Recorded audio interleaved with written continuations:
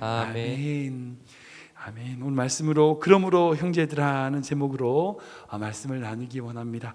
우리 계속해서 바이블타임 본문인 로마서 말씀으로 은혜를 나누고 있습니다. 제가 지금 4번에 걸쳐서 지금 계속해서 로마서 말씀으로 주일 설교를 하고 있는데요. 로마서를 처음 말씀드리면서 로마서는요, 그 당시 석학이었던 사도 바울, 정말 천재였습니다. 정말 석학이고 똑똑했고 그 시대에 가장 정말 문학가였고 정말 공부를 많이 했던 그 사도 바울이 아주 논리적으로, 체계적으로, 구조적으로 정말 이 복음에 대하여 잘 설명한 핵심과 정수가 담겨 있는 것이 바로 로마서다라고 제가 말씀을 드렸죠. 이 로마서에서 주어진 놀라운 축복과 은혜는요, 수세기에 거쳐 정말 2000년을 거쳐 많은 그리스도인들에게 예수 그리스도의 사랑과 은혜를 깨닫게 하였습니다.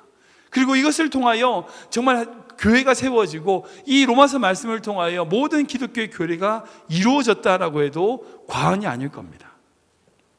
오늘 말씀은요, 정말 믿음으로 그렇게 하나님의 은혜로 구원을 받고 믿음으로 승리함을 받은 주의 백성들이 가져야 될 삶의 자세가 어떤 것인가, 이것을 좀 나누기 원합니다. 오늘 설교 제목을 제가 그러므로 형제들아 라고 되어 있어요. 이 제목은요, 12장 1절에 바로 앞에 있는 그 부분에 등장합니다. 근데 여기서 나오는 그러므로 란 단어가 참 중요합니다. 정말 여기 나오는 1절도 보세요. 1절 보시면 그러므로 라고 하는 단어가 너무나 중요합니다. 혹시 여러분들 기억하실지 모르지만 제가 4주 전에 제일 처음 로마서 설교하면서 그러나 이제는 이라는 제목으로 제가 말씀 나눈 적이 있죠. 여기서 정말 그러나가 중요하다고 말씀을 드렸어요. 그 그러나가 무슨 의미라고 했죠? 1장과 2장, 로마서 1장과 2장의 모든 인간이 죄인이다, 이것을 전제하고 있다는 거예요. 모든 인간이 다 죄인이고, 즉 모든 사람이 죄를 범하였음에 하나님의 영광에 이르지 못하더니, 모든 인간이 죄인이라는 거예요. 희망이 없다는 거예요. 가망이 없다는 거예요. 근데 그러나, 희망이 없지만 그러나 이제는, 그렇게 희망 없는 인간에게 그러나 이제는 새로운 한 의, 율법의 한 의가 나타났다, 믿음으로 말미암아 구원을 얻게 되는 이신칭의 의가 있다라고 선언하기 위하여 여기 그러나, 이게 참 중요하다고 제가 말씀드렸던 적이 있습니다. 기억하실지 모르겠어요. 오늘 설교의 본문엔 그러므로도 마찬가지예요. 그러므로도 마찬가지예요. 이 그러므로가 무슨 의미냐? 여러분들 로마서를 이제 여러 신학자들이 구분을 해요. 1장부터 16장까지 여러 개로 구분을 하죠. 제일 대표적인 건 16개로 구분하는 거잖아요. 1장부터 16장까지 나누는 거죠. 근데 신학자들이 어떤 내용을 가지고 3개나 4개로 구분하는 학자들도 있고요. 대표적으로 어느 누구도 이제 다 공감하면서 나누는 게 2개로 나누는 게 있습니다. 그게 뭐냐면 1장부터 11장까지 한 단락으로 인쇄하는 거예요. 1장부터 11장까지가 무슨 내용이냐? 믿음으로 구원받는다는 것이 무엇이냐는 걸 설명하는 거예요. 인간이 죄인이었는데 그 인간을 위하여 새로운 한 의가 나타나서 그 의를 말미암아 어떻게 이 세상 속에서 하나님의 놀라운 영광을 누리는지, 그 모든 내용이 차근차근 설명된 것이 바로 1장부터 11장까지라는 거예요. 그 두 번째는 뭐냐? 12장부터 16장까지라는 거예요. 그 12장부터 16장은 무슨 내용이냐? 그럼 그렇게 구원받은 사람이 어떻게 살아야 되느냐를 설명하는 것이 바로 12장부터 16장이다라고 이렇게 2개로 구분을 하는데, 그 중간에 있는 게 뭐냐? 이 그러므로예요. 즉 1장부터 11장까지 예수 그리스도의 십자가의 보혈로 말미암아 우리가 구원을 받게 되었어. 그러므로. 아시겠죠? 정말 예수님의 사랑과 은혜로 말미암아 예수님의 그 놀라운 십자가의 고통으로 정말 우리가 아직 죄인 되었을 때에 그리스도께서 우리를 위하여 죽으심으로 우리에게 대한 자기의 사랑을 확증하셨어. 그러므로 내가 확신하노니 사망이나 생명이나 어떤 것이라도 우리를 향하신 하나님의 사랑을 끊을 수 없으리라. 그러므로.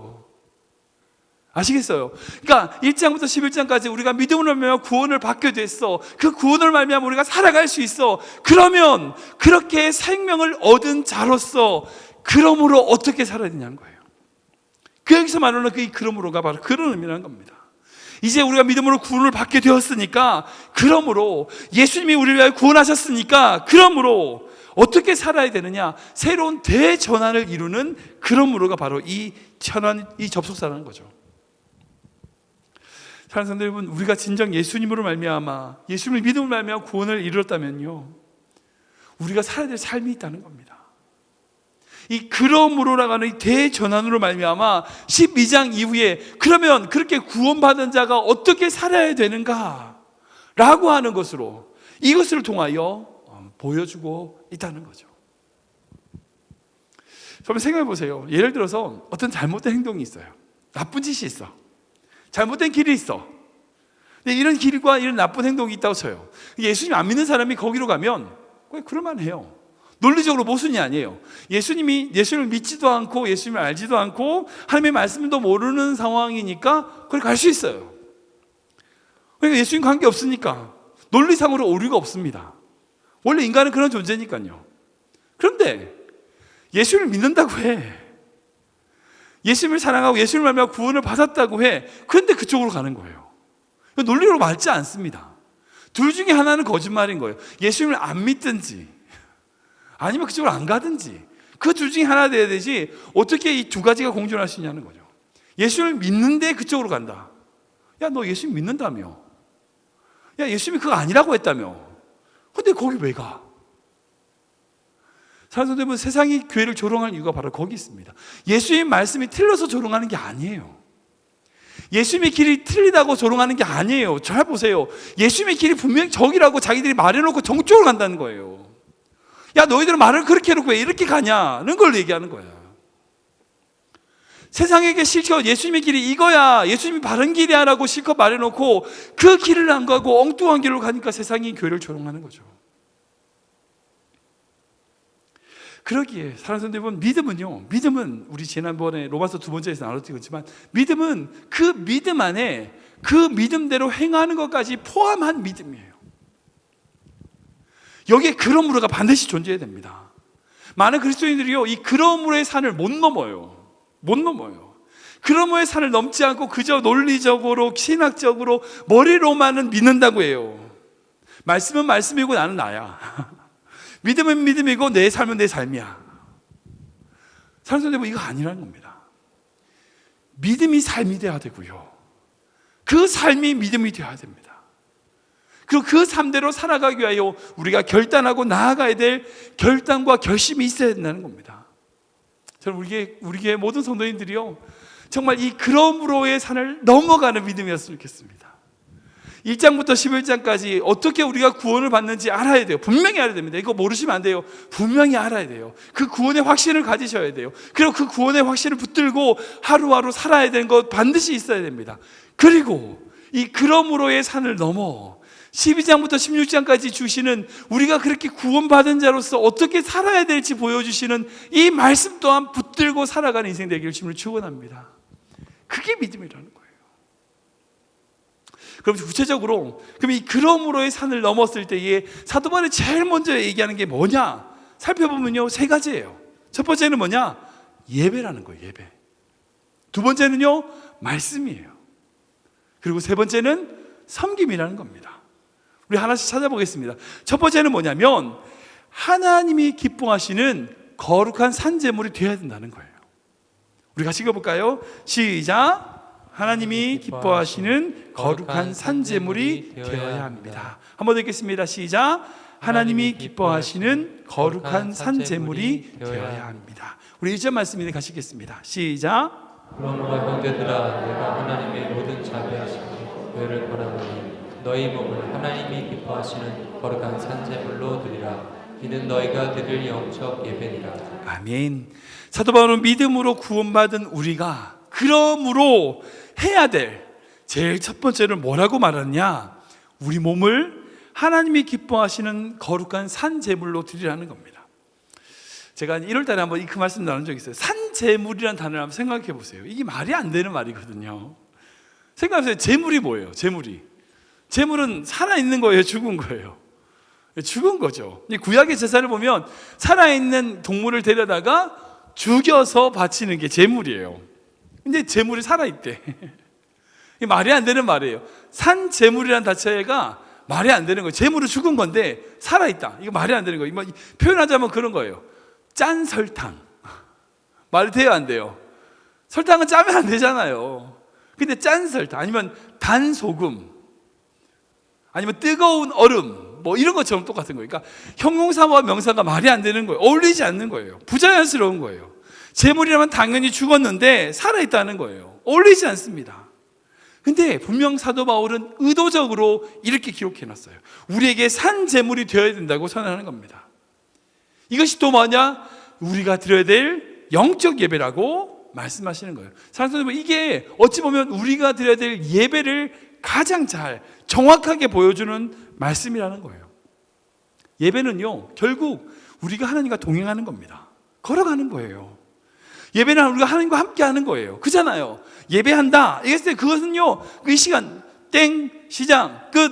이게 예배가 아니에요. 우리가 날마다 삶 속에서 살아있어야 되고요. 그 예수님과 동행하는 모든 삶이 예배라는 겁니다. 그런 의미에서요, 우리는 예배 가운데 살아있어야 돼요. 그리고 죽어야 돼요. 살아있다는 것은요, 날마다의 삶 속에서 우리가 주님과 동행하며 살아있음으로써 예수님과 교제하며 예수님과 함께 걸어가야 된다는 거예요. 그것이 예배라는 거예요.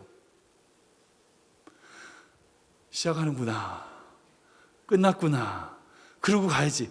여러분, 그게 예배 아니라는 거예요. 살아있는 예배라는 것은요, 매 순간마다 살아 꿈틀거리는 것처럼 예수님과 함께 동행하고 그분의 말씀을 듣고 날마다 삶 속에서 그분이 나에게 무엇을 원하는가 물어보고 답을 받고, 여러분, 이게 살아있는 거잖아요. 그리고 또한 예배는요, 하나님 앞에서 죽는 겁니다. 죽어야 되는 겁니다. 내 생각, 내 판단, 내 계획 다 내려놓아야 됩니다. 그렇게 내려놓고 주님의 뜻을 따르는 것입니다. 그것이 진정한 산 제물로서의 예배입니다. 내 것을 고집하고 내 것을 포기하지 못하고 결코 그 예배 아닙니다. 그런 의미에서 사도 바울은요, 믿음으로 구원받는 자, 그러므로 우리가 해야 될 제일 첫 번째가 뭐냐? 삶으로 주님께 예배 드리며 살아가는 인생이라는 거예요.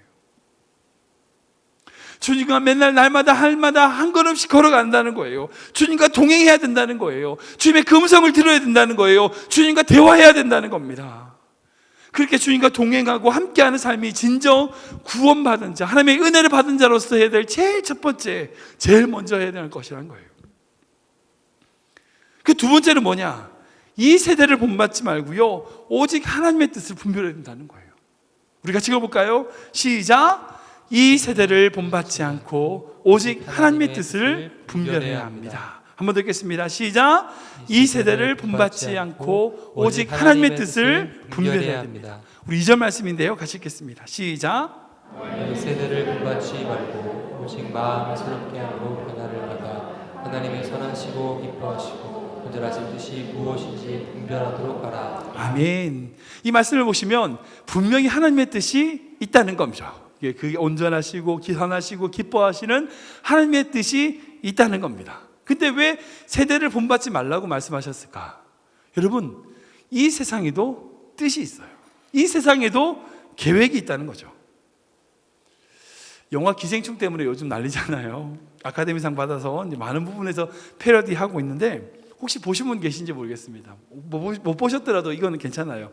이거는 스포일러 아닙니다. 아무튼 어떤 아들이 어떤 것을 위조해요. 학력을 위조해가지고 부잣집에 이제 과외 교사로 들어가려고 막 그런 것을 계획을 하고 있어요.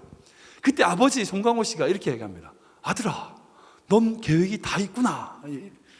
죄송합니다. 성대모사 하려고 했는데 안 되네요. 네. 아무튼 이런 얘기를 하게 돼요. 그러니까 세상에 계획이 있어요. 세상에 계획이 있어요. 세상에 뜻이 있습니다. 여러분 서점 가보세요. 뭐 여기는 미국 서점밖에 없으니까 서점, 인터넷 서점 뒤져보시면요, 어떻게 하면 세상에 성공하는지 다 계획서가 나와 있어요. 어떻게 하면 잘 살고, 어떻게 하면 돈 벌고, 어떻게 하면 성공하고, 어떻게 남보다 잘 살 수 있다고 수많은 책들이 질비합니다. 세상에 계획들이 많아요. 세상에 뜻이 있다고요. 근데 사도 바울은 뭐라고 그래요? 믿음으로 구원받는 우리가 그 세상의 뜻, 세상의 계획, 세상의 가치를 본받지 말라는 거예요. 본받지 말라는 거예요. 그리고 하나님의 뜻이 무엇인지 분별하라는 거예요. 사랑하는 여러분, 이게 신앙생활입니다. 세상의 계획대로 사는 인생이 아니라 좀 이해가 안 돼도요, 좀 어려워도요, 하나님의 뜻을 이루기 위해서 몸부림치는 삶, 그게 신앙생활이라는 겁니다. 그리고 그렇게 하나님의 뜻을 발견하면요, 미칠 듯 기뻐하고, 그리고 그 뜻을 위하여 살기 위하여 최선을 다하는 삶, 사랑하는 그게 신앙생활이라는 겁니다. 이 본 말씀 보시면 하나님의 뜻을 분별하기 위해서 이제 결국은 이제 세 가지로 구분이 돼요. 첫 번째 뭐냐면 세상을 본받지 말아야 된다 하는 거죠. 두 번째는 마음을 새롭게 해라. 세 번째는 하나님이 선하시고 기뻐하시고 온전하 하신 뜻이 무엇인지 알고 분별해야 된다. 분별하기 위해서 이 세 가지가 필요하다는 거예요. 본받지 않고 마음을 새롭게 하고 하나님의 뜻을 알고 이 세 가지를 알아야지 정말 하나님의 뜻을 분별할 수 있다는 거죠. 그렇다면 여기 답이 나오고 있습니다. 우리가 어떻게 세상을 본받지 않고요, 우리의 마음을 새롭게 하고요, 하나님의 선하시고 기뻐하시고 온전하신 뜻을 분별할 수 있을까요?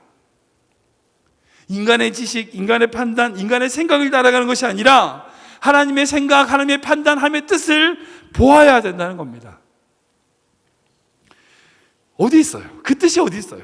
물론요, 우리가 자연이라든지 믿음의 선배를 통해서 그 뜻을 배울 수 있습니다. 물론 다른 사람을 통하여 어떤 사건을 통하여 우리가 하나님의 뜻을 배울 수 있죠. 근데 우리가 하나님의 뜻을 배울 수 있는 제일 확실한 방법이 뭘까요? 이거예요. 이거예요. 다른 거 없어요. 이거예요. 말씀입니다. 우리가 이 세상에서 하나님의 뜻을 제일 잘할 수 있는 방법 이거밖에 없어요. 여기 하나님의 선하시고 기뻐하시고 온전한 뜻이 있다는 거예요. 이 말씀이 있을 때에 우리는 이 말씀을 통하여 무섭고 두려운 경고를 통해서 우리는 세상을 본받지 않을 수 있어요. 그리고 이 말씀에 있는 우리를 사랑하시는 그 놀라운 하나님의 사랑, 그 놀라운 사랑의 감격함으로 우리의 마음을 새롭게 할 수 있다는 거예요. 사랑하는 여러분, 결국 우리는 말씀을 떠나서 신앙생활할 수 없습니다. 말씀이 절대적입니다. 말씀을 통해서 우리는 하나님의 더 선하시고 더 기뻐하시고 온전하신 뜻이 무엇인지 분별할 수 있다는 거죠. 우리 교회가 이제 계속해서 바이블 타임을 읽자고 제가 고민을 계속하고 있습니다. 이제 읽어야 된다 이건데 계속 강조하죠. 매주마다 제가 이거 빼놓자고 광고합니다. 근데 어떤 분들은 얘기해요. 목사님, 제가 바이블 타임 어제 읽었는데요, 모르겠던데요. 하나님의 뜻을 잘 모르겠던데요. 사랑하는 여러분, 우리가 말씀 한 구절 읽었다고 제가 지금 말씀드린 것처럼 하나님의 뜻을 다 알고 우리가 변화될 수 있을까요? 근데 솔직히 매일 읽으면요, 그렇게 읽은 말씀이 계속 쌓이면요, 예를 들어서 그런 거예요. 혹시 이제 여러분들 중에서 다이어트 하겠다고 이제 결심을 하고 이제 운동을 했어요. 어젯밤에 이제 30분 막 힘있게 막 파워워킹을 열심히 걸었어요. 그럼 그 다음날 5kg 빠지죠. 막 콜레스테롤 막 수치 내려가죠. 막 혈당 떨어지고 뭐 혈압도 정상되죠. 어제 30분 걸으면 안 되죠. 절대 안 됩니다. 하루 한다고 되는 게 아니죠. 근데 만약 한 달 하면요, 아니 그것을 계속해서 1년 2년 하면요, 그렇게 운동하는 것이 나의 삶이 되고 나의 모든 것이 되면 다른 사람 몰라도 우리 몸은 알죠. 그렇잖아요. 우리 몸은 알아요. 마찬가지입니다. 말씀 오늘 한번 30분 말씀 읽었다고 내일 하나님의 뜻대로 다 살 수 있다? 거짓말입니다. 절대 안 됩니다. 근데 한 달을 읽으면요, 아니 1년 2년을 읽으면요, 말씀을 그렇게 매일 30분을 읽으면요, 다른 사람은 몰라도요, 여러분들의 영혼은 알 겁니다. 여러분들이 얼마나 하나님 앞에서 서 있는지 여러분들의 영혼은 알게 될 것입니다. 믿음으로 우리가 구원을 받은 자로서 절대적으로, 그러므로 우리가 해야 될 두 번째는요, 주의 말씀 앞에 있는 거예요. 그 말씀 앞에 거함으로 말미암아 하나님의 선하시고 기뻐하시고 온전하신 뜻이 무엇인지 분별하는 거예요. 이것이 정말 중요하다는 거예요. 세 번째는 우리에게 주신 은사대로 열심을 품고 섬겨야 된다는 겁니다. 우리 같이 읽어볼까요? 시작. 우리에게 주신 은사대로 열심을 품고 섬겨야 합니다. 한 번 더 읽겠습니다. 시작. 우리에게 주신 은사대로 열심을 품고 섬겨야 합니다. 우리 3절, 10절, 11절 세 절인데요, 같이 읽겠습니다. 시작. 내게 주신 은혜로 말미암아 너희 각 사람에게 말하니 마땅히 생각할 그 이상의 생각을 품지 말고 오직 하나님께서 각 사람에게 나눠주신 믿음의 분량대로 지혜롭게 생각하라. 형제를 사랑하여 서로 우애하고 존경하기를 서로 먼저 부지런하여 배우지 말고 열심을 품고 주를 섬기라. 아멘. 사도 바울이 그렇게 구원을 받은 자로서 그러므로 해야 될 세 번째를 뭘 말씀하시냐면 섬기라는 거예요. 근데 어떤 것으로? 하나님이 맡겨주신, 하나님이 주신 것으로, 그것으로 섬기라는 거예요. 어떤 사람은 예언하는 일로, 어떤 사람은 권면하는 것으로, 가르치는 거로, 보시면 여러 가지 말씀들이 있어요. 아무튼 하나님이 주신 것으로, 그 은사대로 섬기라는 거죠. 사랑하는 여러분, 하나님은요 모든 사람에게 은사를 주셨습니다. 우리가 알든 모르든 하나님은 하나님의 백성에게 은사를 주셨습니다. 이게 다른 말로 선물이거든요. 하나님이 저에게는 안 주셨지만 우리 양재형제에게 정말 찬양의 아름다운 목소리를 주셨어요. 전 인정해요. 부럽지만 인정합니다. 하나님 주셨어요. 근데 그게 끝인가? 아니요. 하나님이요 다른 사람에게 안 줬지만 저에게 주신 은사가 있다고요. 누구에게나 다 은사가 있습니다. 그리고 그 은사를 받은 것 가지고 어떻게 하라고요? 섬기라고요. 하나님을 섬기라고요. 이것이 하나님이 우리에게, 그러므로 믿음으로 말미암아 구원 얻은 자가 행해야 될 세 번째 말씀이라는 거예요. 근데 많은 성도들이 이 은사에 대해 착각하는 게 있어요. 뭐냐면 하나님이 왜 은사를 주셨는가? 우리를 부려먹으려고 주셨다는 생각을 하시는 분들이 있어요. 그렇게 생각하시는 분들이 있어요. 하나님의 선물인데 어떤 것이라고 생각하냐면 하나님이 어떤 일을 해야 돼. 그 일을 해야 되는데 제가 좋겠다. 너 이거 가지고 그 일을 좀 해. 그리고 그 은사를 딱 줘서 그 일을 위하여 써먹기 위해서 은사를 주셨다라고 생각하시는 분들이 있어요. 하나님이 찬양을 받고 싶어. 근데 어디 찬양할 만한 사람 없나? 제가 좋겠다. 너 찬양 은사 줄 테니까 날 찬양해. 여러분 혹시 그렇게 생각하십니까? 그렇게 오해하시는 분이 계신가요? 은사는요 하나님을 위해서 받은 게 아니에요. 은사는 우리를 위해서 받은 거예요. 우리에게 주신 선물이에요. 하나님의 선물이 아니라 우리 선물이에요. 그러니까 그 하나님이 주신 그 은사를 가지고 우리가 그것을 섬길 때에 좋은 게 누구예요? 하나님이에요, 우리예요? 우리라는 거예요. 하나님이 우리를 부려먹기 위해서 주시는 게 은사가 아니라는 거예요. 우리가 정말 이 세상 속에서 정말 행복하게 살기를 원하시는 마음으로 우리가 그것을 행할 때 행복하기 때문에 그 행복한 것을 누리기 위해서 주신 게 은사라는 거예요. 이게 주님의 마음이에요. 그런 관점에서 우리가 받은 은사대로 섬기는 것은 누구를 위한 거예요? 그 섬김을 받는 사람을 위한 거예요? 섬기는 사람을 위한 거예요? 이해되시죠? 그러니까 은사를 누구를 주셨다고요? 하나님을 위한 게 아니라 그 은사 받는 사람을 주셨다고요. 그러면 그 은사대로 내가 섬겼어. 그러면 그 섬김을 한다고 하면 그 섬김을 받는 사람을 위한 거예요? 아니면 섬기는 사람을 위한 거예요? 섬기는 사람을 위한 거죠. 그러니까 이렇게 돼야 돼요. 내가 누군가를 섬겼어. 그러면 이런 마음 자세를 어떻게 가져야 되냐? 내가 섬겼으니까 너 나한테 감사해야 돼. 그게 아니에요. 내 섬김을 받아줘서 감사합니다가 돼야 돼요. 왜? 그 섬김은 그 사람을 위한 게 아니라 나를 위한 거니까. 이해되시죠? 이겁니다. 섬김은 그 대상을 위한 것이 아니라 나를 위한 것이에요. 내 섬김을 받아줘서 감사한 거예요. 이것이 구원받은 자로서 우리가 가져야 될 자세라는 거예요. 그렇다면 우리에게 얼마의 은사가 있든지, 내가 얼마나 섬겼든지, 내가 얼마나 최선을 다했든지 자랑할 수 없어요. 교만할 수 없습니다. 절대 못합니다. 왜 못하죠? 왜? 하나님이 주신 것으로 나를 위해서 했으니까. 내가 이것도 하고 저것도 하고 이런 지택도 맡고 저것도 하고 이런 책임도 했었고, 그래서요. 누굴 위해서 했는데요? 자기를 위해서 한 거라고요. 하나님이 주신 은사대로 그 사람이 훈련받기 위해서 하나님이 하신 거라고요. 근데 그걸 내가 어떻게 자랑해? 내가 이만큼 했으니까. 그게 왜요? 그만큼 한 만큼 그 사람이 오히려 다른 사람에게 감사해야죠. 근데 또한 반대로 은사가 부족하고 없어가지고 섬기지 못한다고 해서 낮은 자존감을 가질 필요가 없어요. 왜요? 하나님이 안 주신 건데요. 하나님이 안 주신 걸 어떻게 해요? 물론 본인이 게을러가지고 내가 있음에도 불구하고, 그 은사가 있음에도 불구하고 안 섬겼다, 이건 하나님이 심판하실 겁니다. 분명히 심판하실 겁니다. 근데 주시지 않은 것을 가지고 내가 어떻게 섬기냐고요. 그걸 가지고 낙담하거나 실망할 필요가 없습니다. 근데 중요한 건 자기에게 주신 하나님의 그 비밀스러운 은사를 찾기 위해서 노력은 해야 되죠. 사랑하는 여러분, 한번 상상을 해보세요. 우리에게 모든 성도들에게 한 사람이 다 은사를 주셨어요. 각자마다 다 은사를 주셨어요. 그리고 그 은사를 가지고 조화롭게 아름답게 만들어지는 것이 바로 성경 말씀의 지체, 그리스도의 몸이라고 표현하고 계세요. 우리 서로가 내가 다른 사람을 위하여 섬긴 것이 아니라 나를 위하여 다른 사람을 섬기는 사람으로 한 공동체로 서로 섬긴다고 생각해 보세요. 얼마나 아름다운 공동체가 될까요? 야, 내가 이것도 했고 저것도 했는데 너 어떻게 그럴 수 있냐고 그럴 말이 필요 없는 거예요. 내가 그런 일을 섬길 수 있게 해주셔서 감사합니다라고 서로 감사한 마음이 넘치는 그 공동체, 얼마나 아름다운 공동체가 되겠습니까? 그런 공동체가 하나님이 원하시는 바로 그리스도의 몸, 그리스도의 지체가 되는 거예요. 말씀을 정리하겠습니다. 사랑하는 여러분, 제가 몇 주에 걸쳐서 로마서 말씀으로 우리를 향하신 하나님의 놀라운 사랑에 대해서 말씀을 드렸어요.